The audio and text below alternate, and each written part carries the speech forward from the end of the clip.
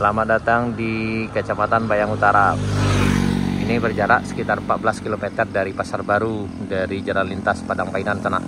Dan kita akan menuju ke Jalan Baru Muaro Aie Panjang atau Jalan Bayang Alpa. Dari sini ada 9 km lagi sana. Dari gerbang masuk ini 9 km lagi ke arah Muaro Aie.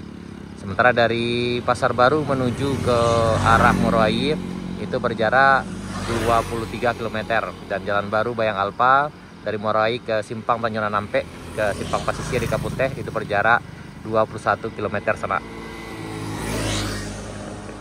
Ya, selamat datang di Negari Muaro Aie, Kabupaten Selatan Provinsi Sumatera Barat.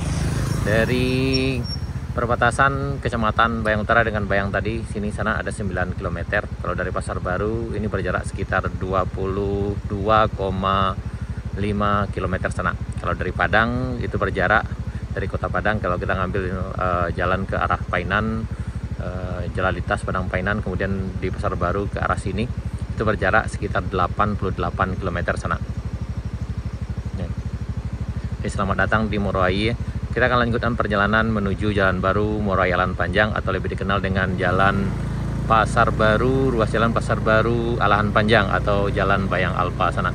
Pagi ini sekitar jam 7.30 hari Sabtu tanggal 1 November 2025. Selamat datang di Negari Muaro Aie sana. Nih, dari Padang berjarak 89 km ke Pasar Baru tuh PP 23 km, ke Pancontaba itu 4 km lagi sana.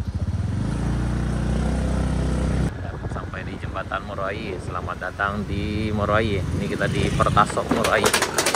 Nah, dari simpang itu berjarak ke dalam itu 21 km sana menuju Jalan Baru sampai ke Kapun Teh. Kita ngisi pertamax dulu di liset sana. Ngisi. Oke.